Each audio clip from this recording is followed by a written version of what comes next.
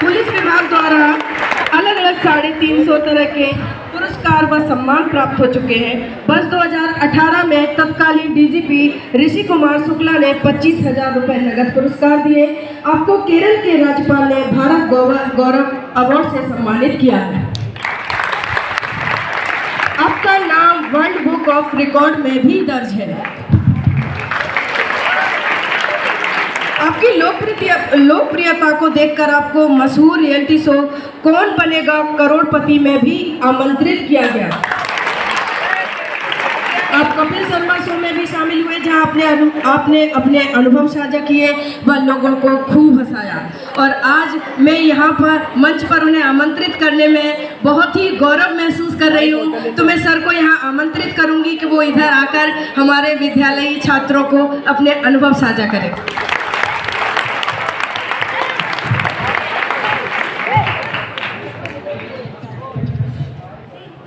तारीफ ज़्यादा हो गई, इस पर भी ताली बजना चाहिए। Ma'am first of all thank you so much. नहीं धूप में ज़्यादा अच्छा लगे। हाँ, वो धूप का मज़ा अलग है। धूप में जो रंग संवर के आता है वो कहीं नहीं आता। वो रंग आता है जब कोई उड़ता ही नहीं है। धूप में रंग जो निकल के आता है ना, वो कभी भी क्रीम पाउडर का मोहताज होता ही नहीं है। वो रंग अच्छा रंग होता है, right. And first of all thank you so much मुझे यहाँ बुलाने के लिए। आरती मैडम, प्रिंसिपल मैम, पूरे मलार आश्रम स्कूल का, क्योंकि मैं बहुत दिनों बाद किसी ऑथेंटिक शासकीय स्कूल में आया।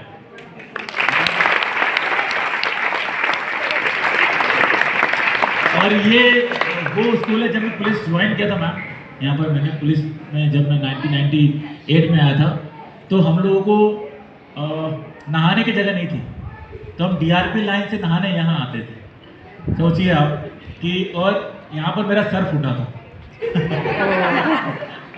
तो आप जैसे होते हैं बदमाश बच्चे होते, तो एक आम का पेड़ तोड़ रहे थे, वो आम तो नहीं टूटा, वो पत्थर वापस आया और मेरे सर में लगा के।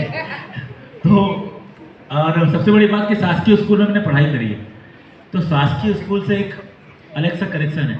हम सो मैंने अच्छे ब्रांडेड स्कूल जाते हैं और एटमॉस्फेयर बड़ा डिसिप्लिन वाला होता है, बड़ा एकदम दबा के रखा जाता है। और शासकीय स्कूल के बच्चे अपने बाप से डरते हैं।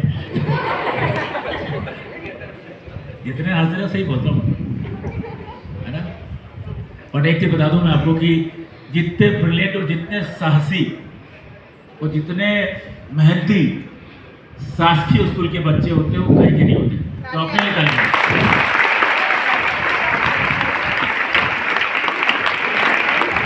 मैंने लाइफ में पूरा इंडिया घुमाया, पर जब भी सबके शासकीय स्कूल गया हूँ तो मैंने अपने आप को वहाँ फील किया, क्योंकि मैं भी गवर्नमेंट स्कूल से निकला हुआ लड़का हूँ।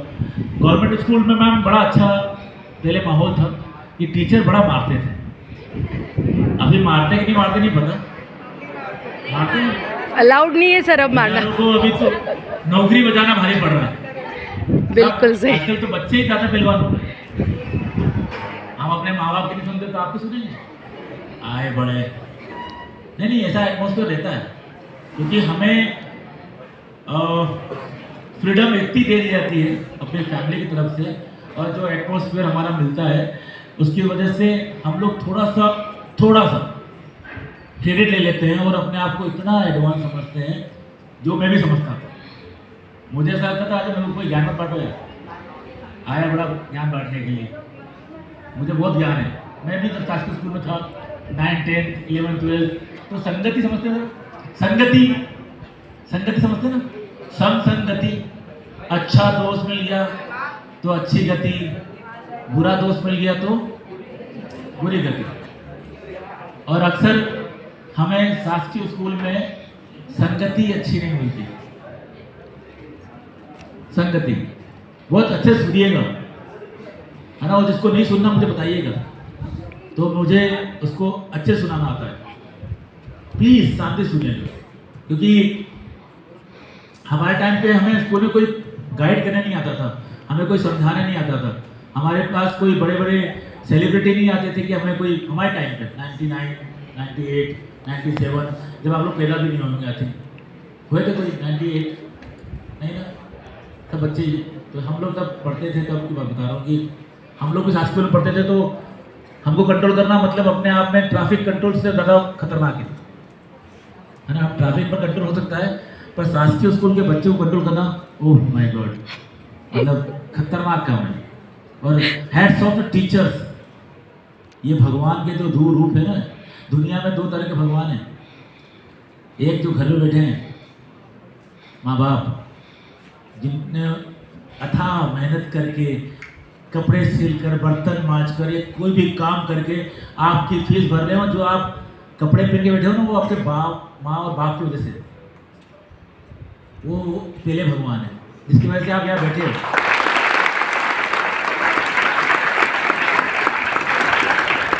जिनको हम सबसे ज्यादा आजकल हम बेवकूफ समझते हैं। माँ ने बुलाया, बेटा ये काम, अरे माँ प्लीज यार बहुत काम है।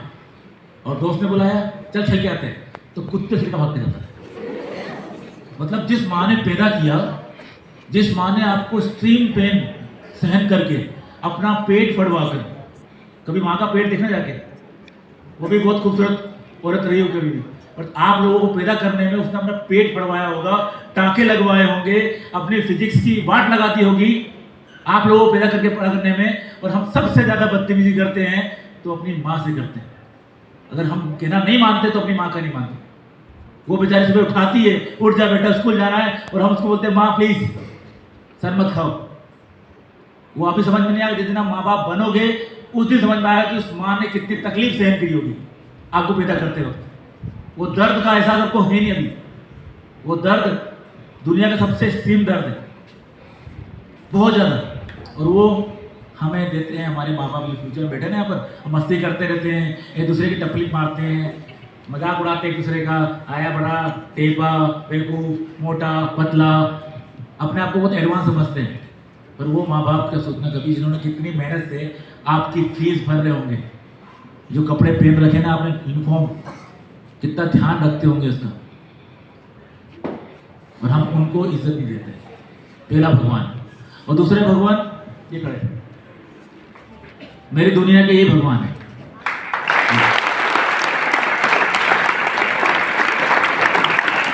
अगर पेरेंट्स और टीचर आप पे प्राउड फील करते हैं, आप पे गर्व करते हैं, आपने उन्हें मौका दिया है गर्व करने का, आपने परसेंटेज अच्छे लाए, आपने पढ़ाई अच्छी करी है, आप एक डिसिप्लिन बच्चे हैं, और इन लोगों को जब भी आप उनके सामने जाते हो और उनके चेहरे पे अगर मुस्कान आती है, टीचर प्राउड फील करता है, तो तीसरा भगवान बैठा है ना, जहां कहीं बैठा है, जिसको भी आप मानते हो ऊपर वाले को, उसके पास जाने की जरूरत नहीं पड़ेगी। वो खुद तुम्हारे पीछे घूमेगा कि बोल तुझे क्या चाहिए।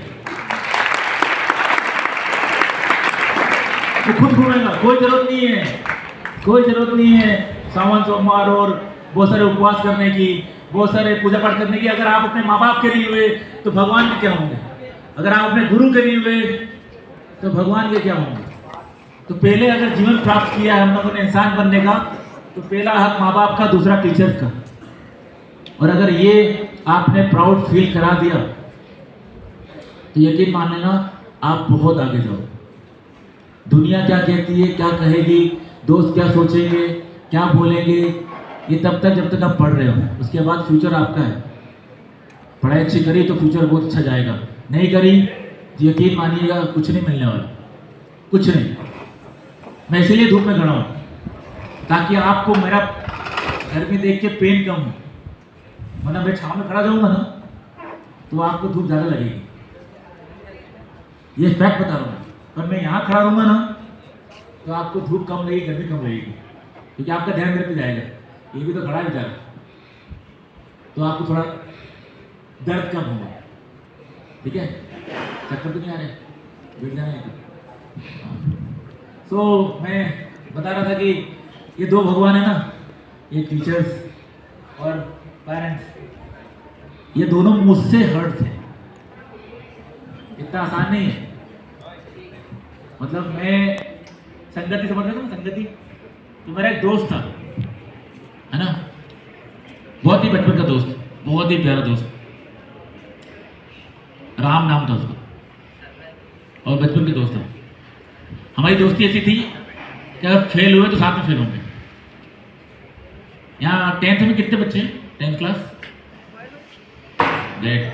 11th और 12th, बहुत अच्छे, बहुत बढ़िया। तो मैम कहानी सुना दूँ एक, इजाज़त हो आप लोगों की, है ना, क्योंकि ये सरकारी स्कूल है, मैं सरकारी स्कूल से निकला हूँ, तो गलती कहाँ होती है हमसे ये जानना बहुत जरूरी है, क्योंकि Thank you यार जो बेटा। है ना इंसानों के लिए बने। तो हमें बनना क्या है? इंसान बनना है। हम पैदा हुए हैं इंसान के रूप में, अभी इंसान बने नहीं। हम इंसान कब बनेंगे? जब एक दूसरे की इज्जत करना सीख जाएंगे, जब हम कोने में एक दूसरे के कान में बात करना बंद कर देंगे। जो आपस में बात कर रहे हैं वो इंसान तो नहीं हो सकते, जो अभी फिलहाल आपस में बात कर रहे हैं ना वो इंसान नहीं हो सकते। इंसान वही होता है कि जो बंदा आपके लिए यहाँ पर आया है, आपको कुछ बात करने आया है और हम उसको सुने। ये मौके नहीं मिलते सरकारी स्कूल में, यकीन मानना नहीं मिलते, हमें भी नहीं मिल रहे थे। हमारी संगति है, हमारे दोस्तों की थी, वो 10th में मैडम फेल हुआ 5 सब्जेक्ट में और मैं 4 में हुआ, हमारी दोस्ती टूट गई। दोस्ती टूट गई तो 4 में क्यों हुआ? तेरे को 5 में आना चाहिए था। खोलने मुंह मत दिखाना जिसे हम ऐसे हो दोस्तियां टूट जाती हैं। यहाँ कोई दोस्ती यारी नहीं होती, याद रखना।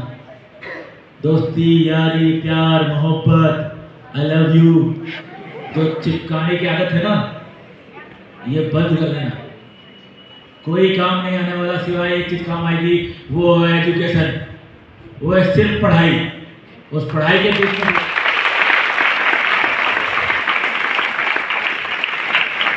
और उस पढ़ाई के बीच में कोई भी आए, कितना भी जिगरी दोस्त हो, उसको बोलना निकल लाइफ से। मजाक नहीं कर रहा हूं, कोई किसी का यार नहीं, पहले का संसार नहीं, किसको दिल का हाल सुनाऊं, यहां कोई वफादार नहीं।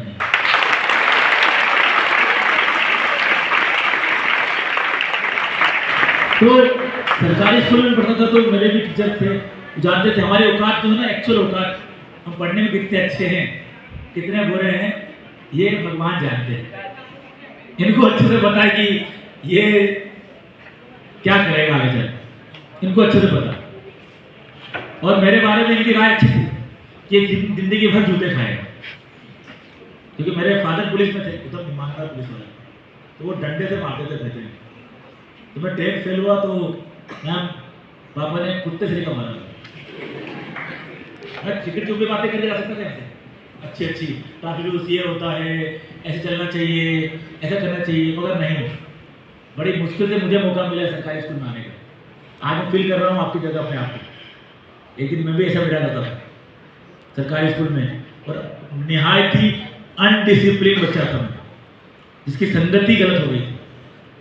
संगति ऐसे इंसान से हो गई थी जो खुद भी फेल होता था और मुझे भी फेल कराता था, और हम फेल होने पर प्राउड फील करते थे, यार 5 सब्जेक्ट देखा डेयरिंग। फिर पापा ने मारा तो ऐसे आ रहे।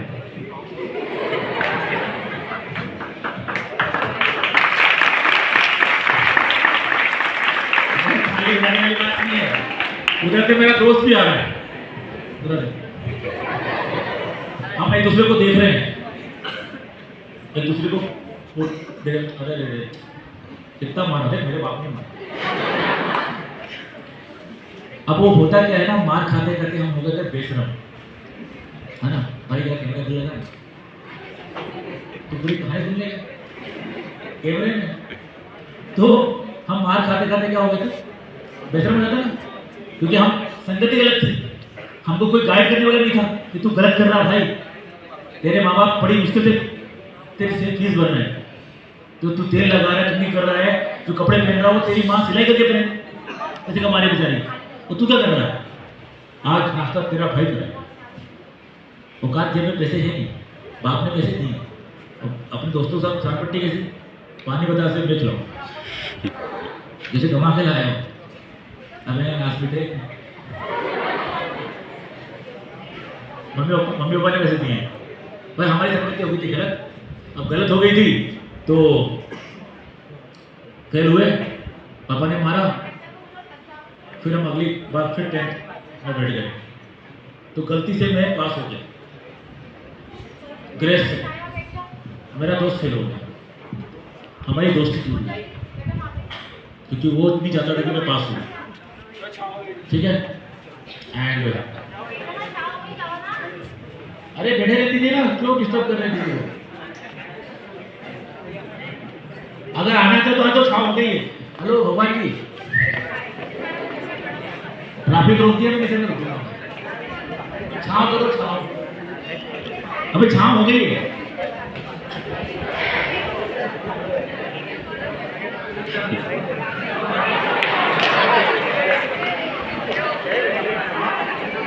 अबे अभी जवान हो गए, ये धूप छांव में डरा करो, धूप छांव से इसलिए मत डरा करो, रंग से कोई फर्क नहीं पड़ता। अभी मैडम लेकर आ रहा था बाइक से, तो मेरे साथ तीन लड़के चल रहे थे, एक बाइक पे तीन, और वो तीन चल रहे थे, तो जो बीच में बैठा ना, बीच में उसकी कोई इज्जत नहीं होती। अरे पहले आ जाओ उनको आदत में।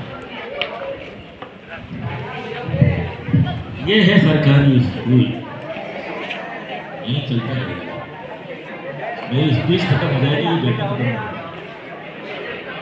हो गया मैडम, हो गया। अभी और कुछ बात तो बताएं। सर आपको पास से देखना चाह रहे थे तो। अरे आ जाओ।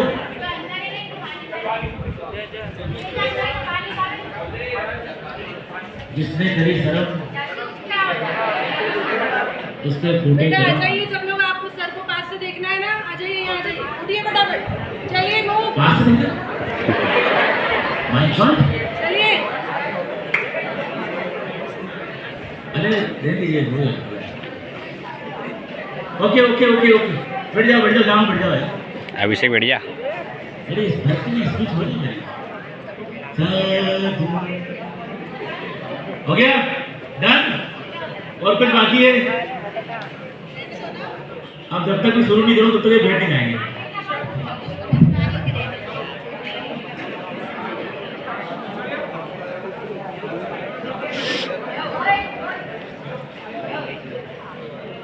इधर आजा, आजा आगे। हो गया फाइनली।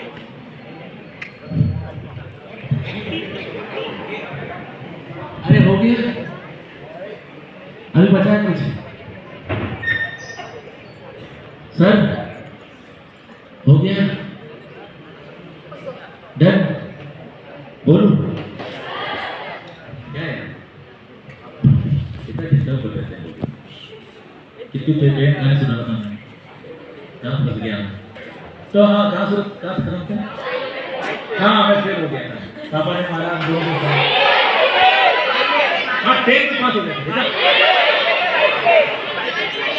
हाँ यार, वो बता रहा था कि गाड़ी में भी यहाँ 3 लड़के एक्टिवा घूम रहे थे, तो जो बीच में बैठा था ना, उसकी कोई औकात नहीं होती, जो बीच में बैठता है डायरेक्ट ना।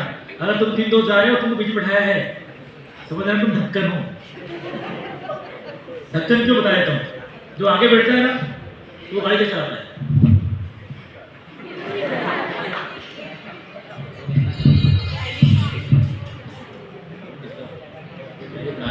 प्रायोरिटीज, प्राथमिकता। अभी मेरी प्राथमिकता में आप लोग हैं, तो किसी का भी फोन आएगा तो वो होल्ड पे रहेगा, क्योंकि मेरी प्राथमिकता आप हैं। तो जिसको बात करनी होगी,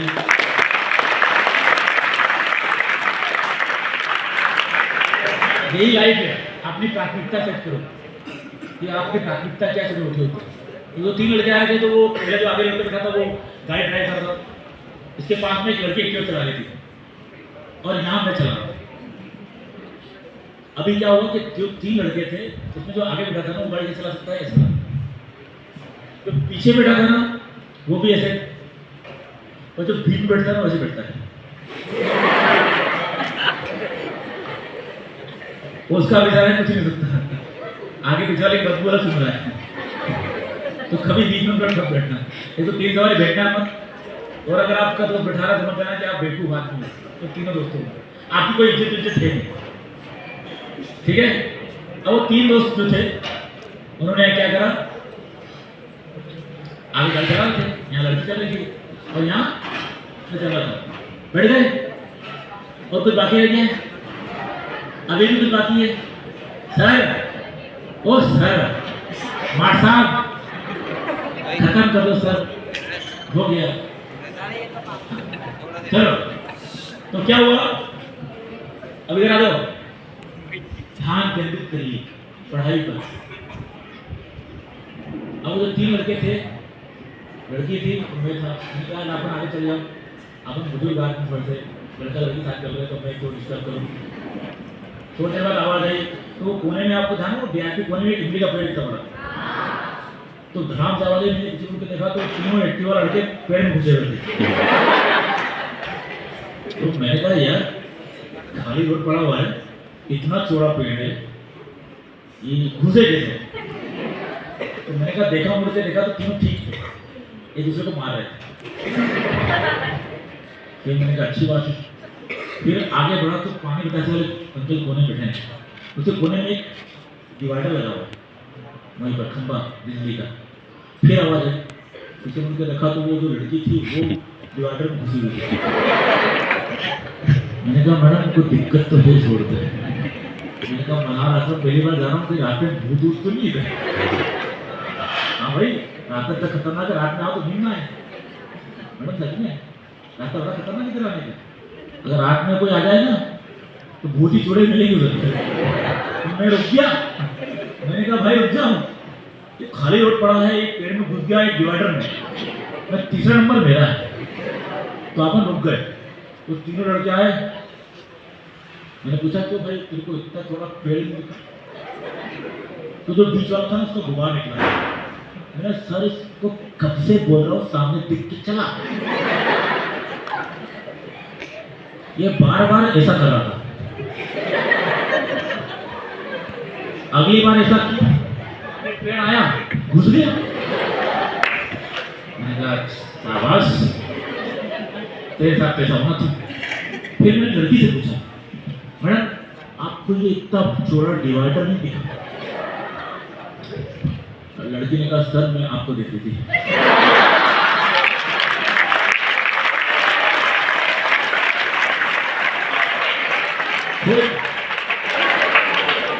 मैंने कहा फिर याद आया कि फिर तो बोला सर आप सिंगम सर, मैंने वो डांस करते हो चौराहे पे डांस करते हो। मैंने कहा वो हो, ये अपने थोड़े से इंप्रेस नहीं, ये वर्क जो मैंने किया, जो हार्ड वर्क किया है, जो देश के लिए काम किया है, जो 300 से ऊपर अवार्ड लेके आया हूँ, जो मैंने धूप छाँव बारिश में काम किया है, ये जो बंदी है ये मेरे वर्क से इंप्रेस है, मेरे थोड़े से। तो ये धूप छाँव लगेगी भाई, चेहरा गोरा काला होगा, उससे कोई फर्क नहीं पड़ता। आपके कर्म अच्छे हैं तो दुनिया आपको देखेगी, आपके कर्म खोलने हैं तो कोई आपको नहीं देखेगा, including your mom and dad. तो अपने कर्म अच्छे करना, और कर्म अच्छे करोगे तो ही कुछ दुनिया में अच्छा हो पाएगा। क्योंकि मैंने जो किया ना वो बहुत गलत था। जब मैं क्लास में था मेरे को पता नहीं था कि 10th में पास करना कैसे होना है, 11th में पढ़ाई कैसे करना है, मतलब यारी दोस्ती में सब कुछ भूल चुका था, सब कुछ। मुझे बनना डांसर था, मैं दिन भर डांस किया करता था, पढ़ाई पे ध्यान ही नहीं मेरा। 10th में फेल हुआ था, कहानी नाटक की थी, फिर पास हो गया तो मेरे 11th में पहुँचा। अब मेरे सोशल साइंस में नंबर आए थे 48 सर मैम, सोशल साइंस में नंबर 48 और 33 नंबर आए थे मैथ्स में, वो भी ग्रेड थे। तो मुझे 11th में क्या लेना चाहिए? आर्ट्स। क्या लेना चाहिए था? हाँ 48 नंबर आए अपने तो, 33 नंबर मैथ्स में। मगर नेहा ने 11th में मैथ्स लिया है।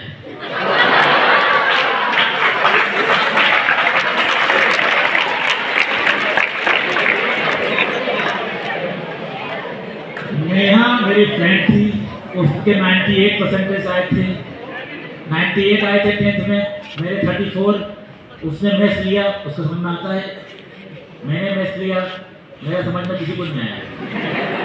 मैडम मेरे टीचर को बोला, मैडम मैथ्स, मैडम ने तो देखा, रंजीत आर यू ओके? मैंने कहा मैडम नेहा में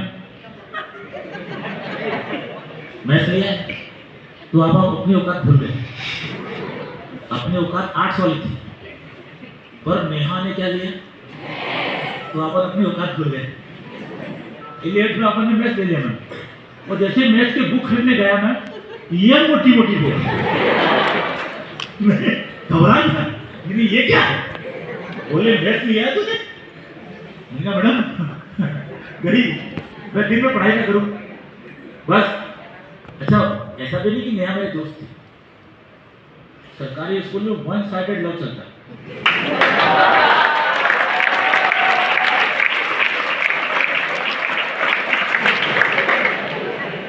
तो ये इसलिए सुना रहा हूँ, देखो ये मैं अपनी बेइज्जती क्यों कर रहा हूँ मालूम है? क्योंकि आप लोग गलती ना करो, मैं अपनी बेइज्जती क्यों करवा रहा हूँ? कोई सुनाएगा ऐसी कहानी अपने बारे में? कोई बोलेगा कि मैं ऐसा था?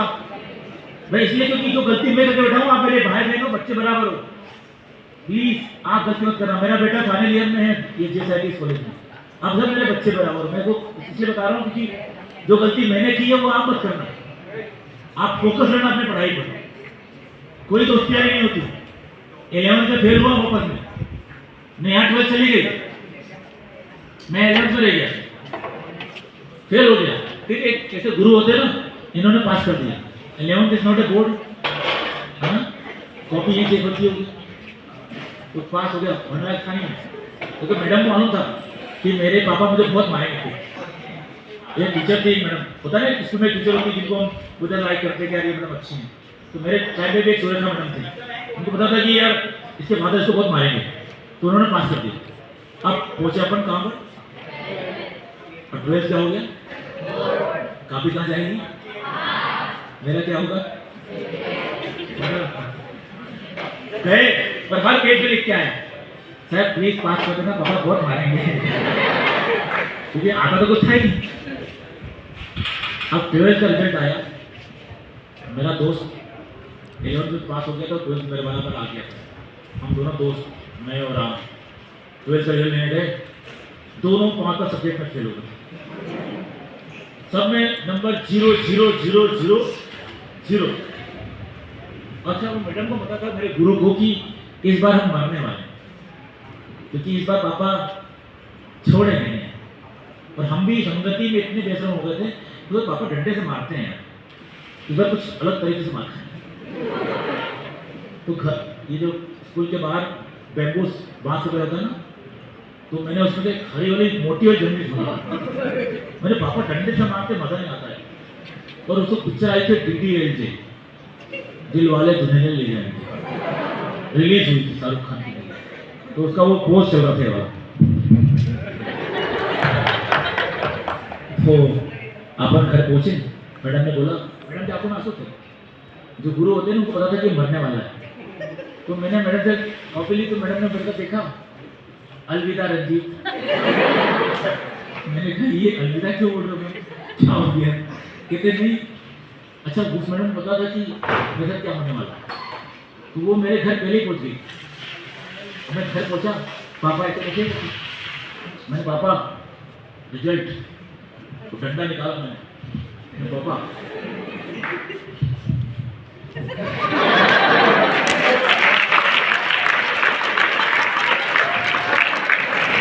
शुरू हो गया।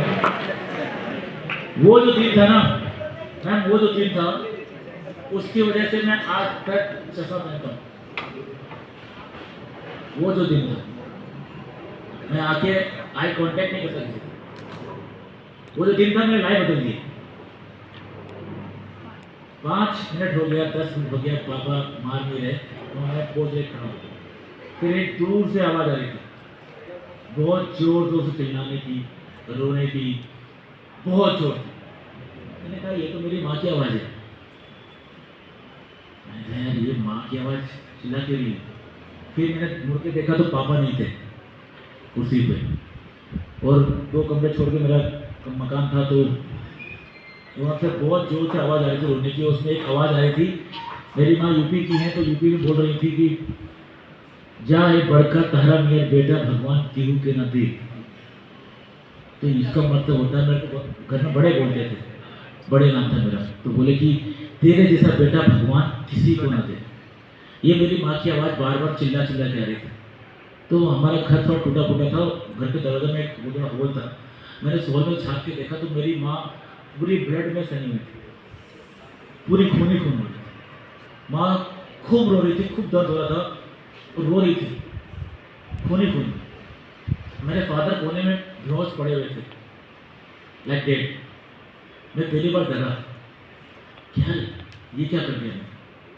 जो माँ बाप बड़ी मुश्किल से फीस भर रहे थे, मेरे को पढ़ा रहे थे, मेरी बदतमीजियों को, मेरी संगति को झेल रहे थे, मेरी दोस्ती यारी भी कुछ नहीं बोल रहे थे, उनको मैंने दिया क्या।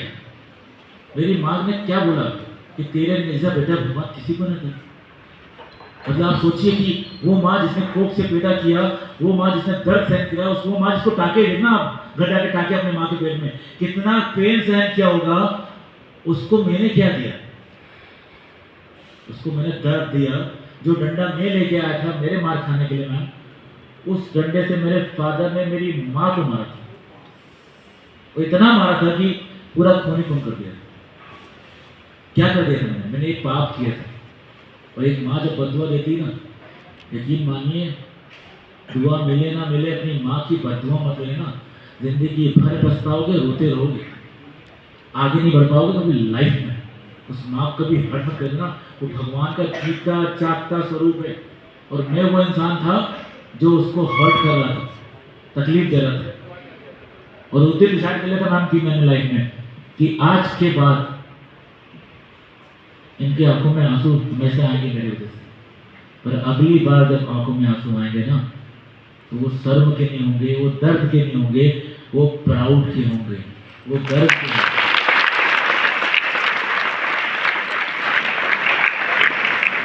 एंड मैं घर से निकल गया कि नहीं यार, ये माँ को इतना दर्द दिया, अभी नहीं, अब नहीं।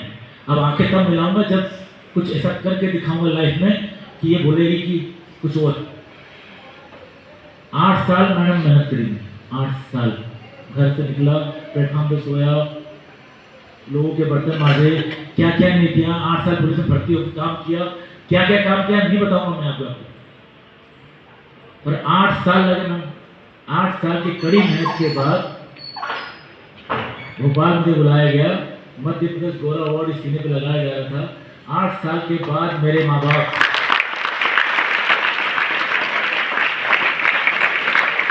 8 साल लगना, कड़ी मेहनत। 8 साल के बाद मेरे माँ बाप मेरे सामने बैठे हुए थे, आंखों में आंसू थे, सीएम साहब पहना रहे थे, मैं भी रो रहा था। सीएम साहब पूछ रहे क्यों रो रहे हो? मैंने कहा सर अभी नहीं बता सकता, बोलने की स्थिति में नहीं हूँ। 8 साल बाद सीने को अवार्ड लगा, वो अवार्ड को वापस निकाला, अपनी माँ के चरणों में जाके रखा। 8 साल के बाद 8 साल के बाद माँ ने मुझसे बात करी, वो बोला कि तेरे जैसा बेटा भगवान हर एक को दे।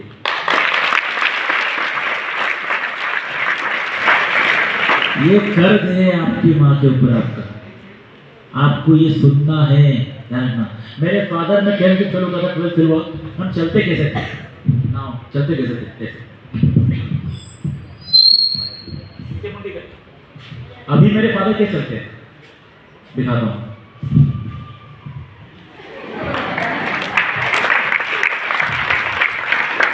ये चाल उधार है आपका, हर एक लड़का और एक लड़की को। ये चाल दो अपने बाप को, ये चाल दो उस माँ को, ये गर्व से कहे कि हाँ ये मेरा बेटा है और इसने मेरा आज्ञा पालन किया, इसने मेरा दुख कर्ज निभाया, इसने मेरे दर्द को कम किया, इसने मेरा नाम रोशन किया, और ये एक अच्छा इंसान है। और जैसा बेटा और बेटी भगवान हर जन्म में दे।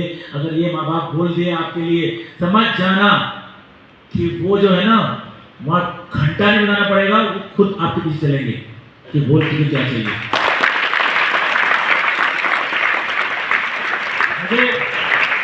मैं बनना डॉक्टर था, जब मैंने अच्छा सोचना शुरू किया तो भगवान ने कहाँ नचवाया?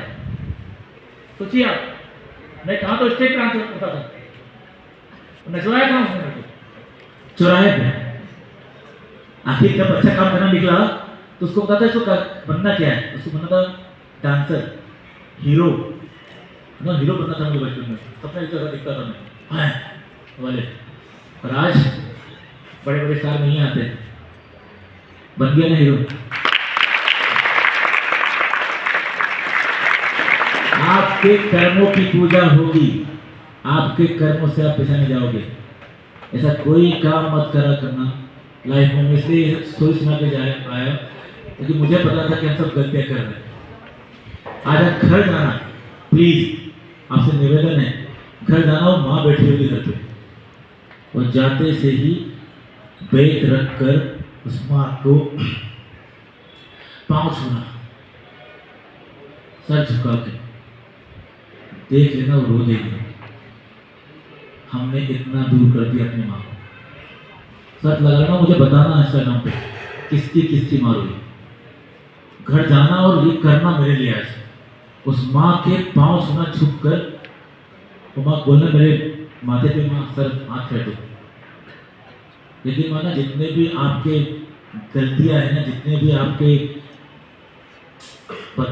नजर जो लगती है ना, सब उतर जाएगी तुम्हें, और वो माँ रो देगी। हमने अपनी माँ को इतना पीछे छोड़ दिया कि दोस्ती यारी पढ़ाई वढ़ाई में, कि वो जो बेसिक चीज थी, जो उसके चरण थे, हम अभी आजकल यहाँ छूट किया। गुरु जी के भी मुझे हैप्पी टीचर्स डे टाइम बोलते हैं, बेसरम तरीका। अरे भगवान है ये, भगवान आज जो भी बना ना, तो मेरे पिताजी ने उस दिन मुझे क्यों नहीं मारा, मैं मेरी माँ को क्यों मारा? क्योंकि मैडम मेरे घर पहुंच गई थी, पहले बोला था कि ठाकुर साहब अगर आपने इस बार अपने बेटे को मारा, या तो ये मर जाएगा या गुंडा बन जाएगा। आपके हाथ में से क्या बनाना है, मारना है या गुंडा बनाना है, पर कुछ भी करेगा मारिएगा मत। मेरी टीचर मेरे पापा को ये बोल के आई थी, तू जानती थी कि इस बार ये मर जाएगा, तो वो गई, उसने मेरे पापा को पहले बोल दिया। मेरे पापा को कुछ भी समझ में नहीं आया ना, मुझे नहीं मारना था, ये समझ में आ गया, तो उसने अपना पूरा गुस्सा मेरी माँ पर निकाला। और उस दिन अगर वो टीचर नहीं होती और वो गुस्सा मेरे ऊपर निकल जाता, तो मैं यहाँ आज खड़ा नहीं होता, या तो मैं मर गया होता या गुंडा बन गया होता।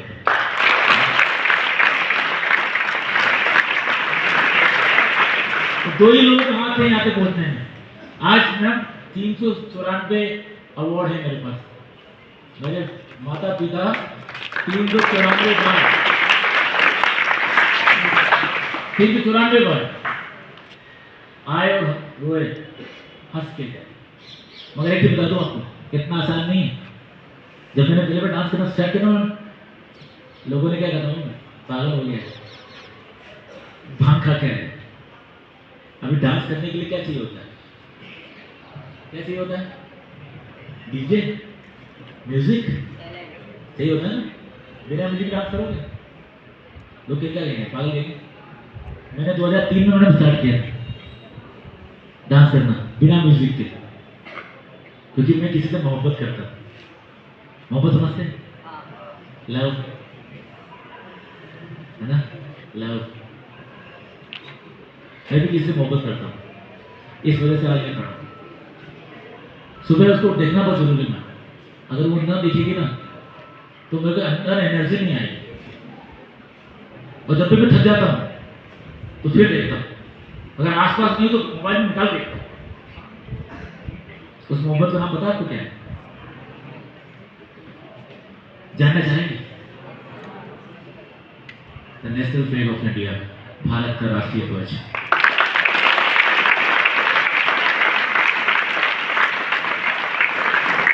इसका नाम नेहा बिल्कुल भी नहीं था। नेहा की शादी हो गई, उसके बच्चे मुझे माँ बोलते हैं। ठीक है, इस देश से प्यार करो। सुबह उठो, सबसे पहले अपने माँ बाप को देखो जाके, उसके बाद उस भगवान को देखो, थैंक यू सो मच। उसके बाद अपने बुक्स, अपनी कॉपी, अपनी किताब, अपनी ड्रेस को देखो कि इस प्रॉपर वे में है या नहीं है। उसके बाद अपने आप को देखो कि मैं ठीक हूँ कि नहीं हूँ। उसके बाद अपने सपने को देखो कि मुझे बनना क्या है।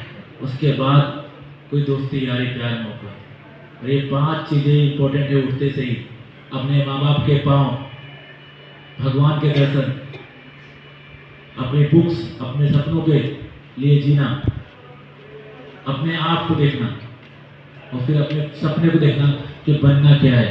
अगर इनको फॉलो करोगे तो छठे व्यक्ति की जगह है। वरना होता क्या है कि आजकल हम सुबह उठते हैं, आँख खुलती नहीं है, उससे पहले हम मोबाइल तो मोस्टली लोगों के पास होंगे, है ना? किसके किसके पास है? सच है बताओ। हाँ, और भी लोगों के पास होंगे, नहीं होंगे तो मम्मी पापा को ले लेते होंगे, ले ही लेते होंगे, ले लेते हो प्रेशर में, नहीं दोगे तो मैं बुरा मान जाऊंगी। माँ मम्मी दे दो, रुना आ जाएगा। पापा मम्मी को बताए बिना नकली इंस्टाग्राम आईडी बना ली, है ना? मत बनाना। और बनाना तो सीधा ठोक के पापा को बोलना कि पापा मम्मी मैंने ये आईडी बनाई है, मैं इससे बात करती हूँ, मगर कोई भी गलत काम नहीं करती, ये करता हूँ। और डर ये छुपाना मत, छुप के जिंदगी जियोगी ना, लाइफ में यकीन मानना हर कोई दबाएगा आपको। कोई भी ऐसा काम मत करना जिसकी वजह से आपको फ्यूचर में बहुत प्रॉब्लम झेलनी पड़े। हम लोग सुबह उठते हैं, आँख अभी खुली नहीं है और मोबाइल निकाल लेते हैं, तो सबसे पहले क्या करते हैं? आँख खुली नहीं है, गुड मॉर्निंग बेबी,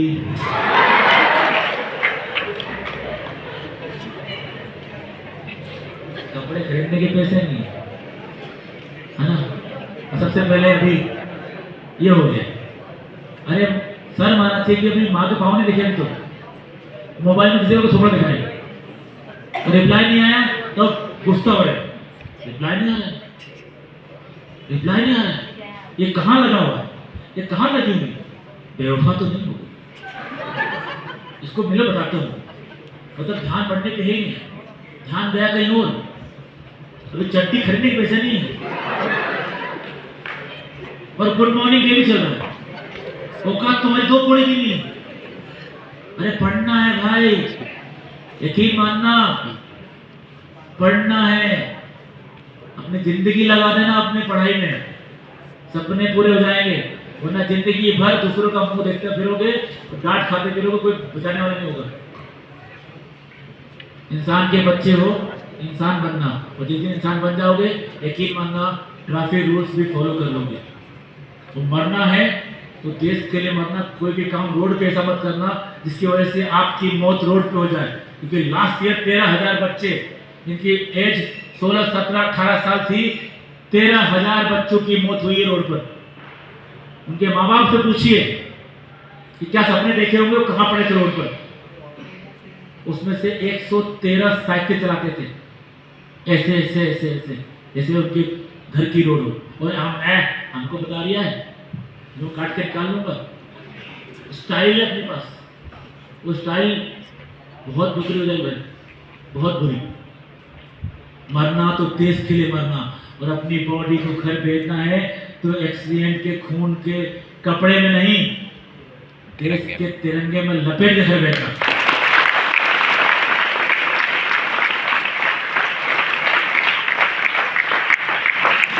और जिस दिन ऐसा कर लोगे ना, मेरा देश फ्यूचर बहुत बड़ा हो जाएगा। और हम किसी को भी, हम लोग तो मैं आपसे हेल्प मांगने आया था कि कहीं पर भी अगर आप ट्रैफिक तोड़ते हुए किसी को देख रहे हैं तो प्लीज़ हमारी मदद कीजिए, क्योंकि मैं डेड बॉडी उठा के थक गया हूँ। मैं आप लोगों से मदद मांगने आया था। जहाँ कहीं भी आप देखते हैं कि कोई वॉयलेशन कर रहा है, कोई ट्रैफिक रूल्स तोड़ रहा है, कुछ नहीं करना, उसकी गाड़ी का नंबर नोट करना और हमें बता देना है। इतना ही तो करना है, बस इतना, आपको कुछ नहीं करना है। इंस्टाग्राम पे सबको मालूम मेरा पेज कौन सा है, आपको जाके बताना सर ये गाड़ी हम बनवाने ने इस रस्टाविंग करी, ये करा वो करा, जो लिखना उस बताना, इतनी हेल्प करना है हमारी।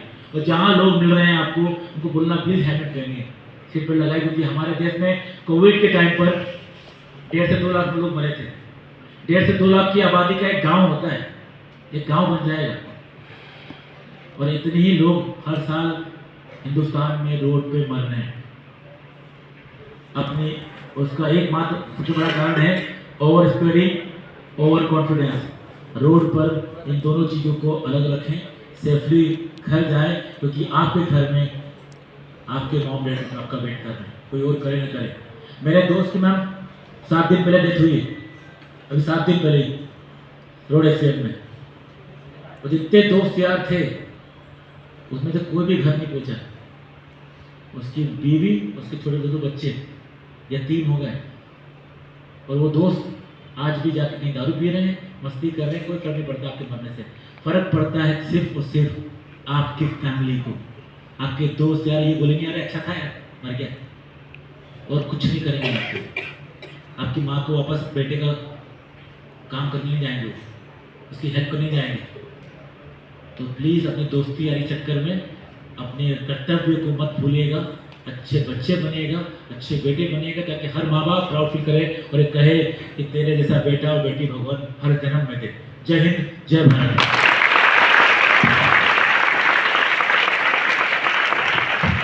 धन्यवाद सर। आपने अपने जीवन के अनुभवों के द्वारा हमारे छात्रों को जो इतनी अच्छी सीख दी है उसके लिए बहुत बहुत धन्यवाद। हम सब और हमारे बच्चे आपको हमेशा सोशल मीडिया पे देखते रहते हैं, और आपके जो डांस की तुलना की गई है वो माइकल जैक्सन के मून वॉक से की गई है। तो हमारे बच्चों की तरफ से ये विशेष आग्रह है कि एक बार आप स्टेज पे आके वो मून वॉक करके दिखाएं।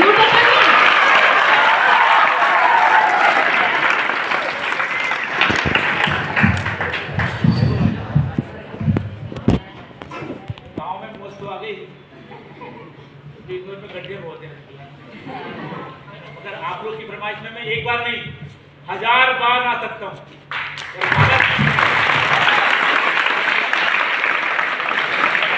आपको भी वादा करना पड़ेगा कि आप हमेशा डब्ल्यू फॉलो करेंगे, सेफली घर जाएंगे, अपने माँ बाप के लिए जाएंगे।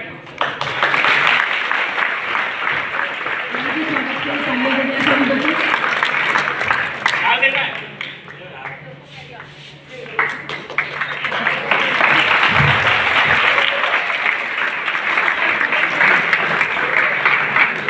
धन्यवाद सर।